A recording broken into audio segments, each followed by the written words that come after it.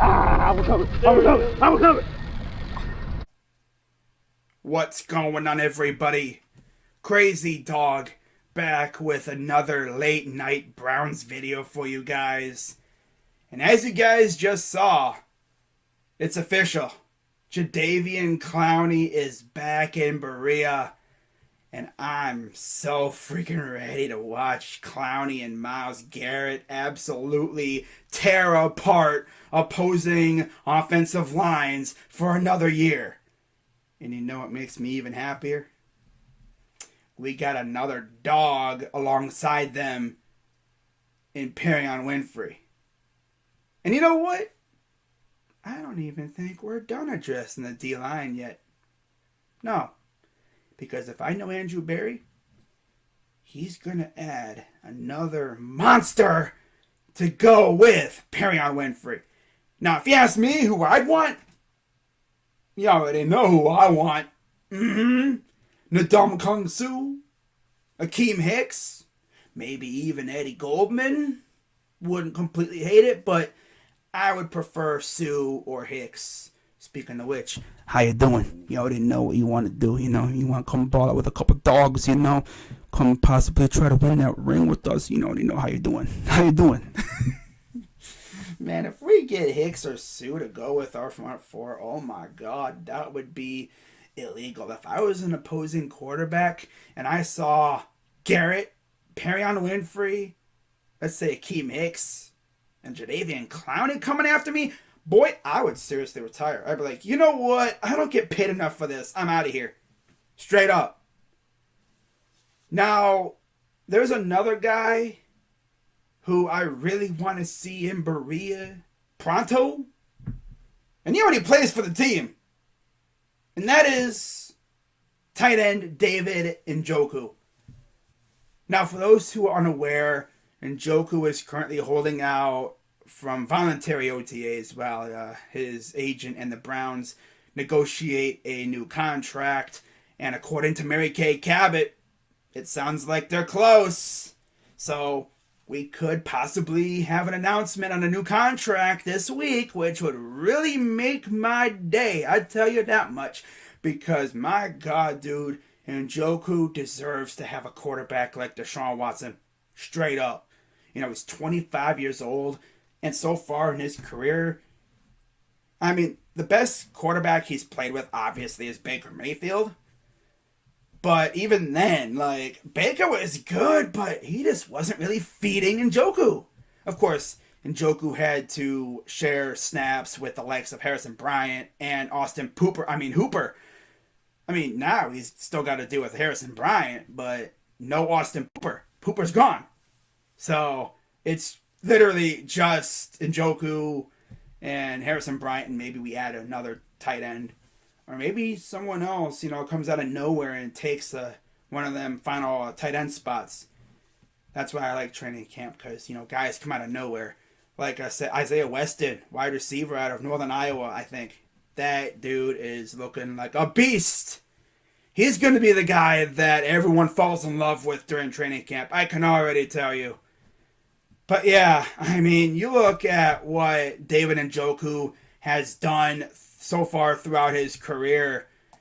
I mean, 2017, he had a pretty good year. You know, 16 games, 5 starts, 32 receptions on 60 targets, 4 touchdowns.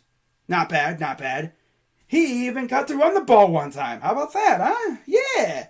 And then 2018 came around, and he built off his 2017 with an even better 2018. 16 games, 14 starts, 56 receptions on 88 targets, 639 receiving yards, 4 touchdowns. Looking good. And then it all came crumbling down in 2019. 4 games, 1 start, 5 receptions on 10 targets for 41 yards. Only 1 touchdown and 3 first down receptions. Of course, that year was marred by injuries.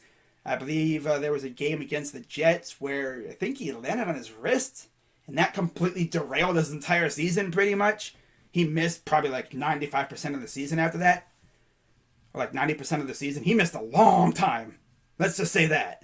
For real. It was bad. Like, we didn't think he would come back, but he did. For a little bit. And then 2020 came up. 13 games, 5 starts, 19 receptions on 29 targets, 2 touchdowns, 213 yards. Nah. And then he had a rebound year in 2021. 16 games, 11 starts, 36 receptions on 53 targets, 475 receiving yards, 4 touchdowns.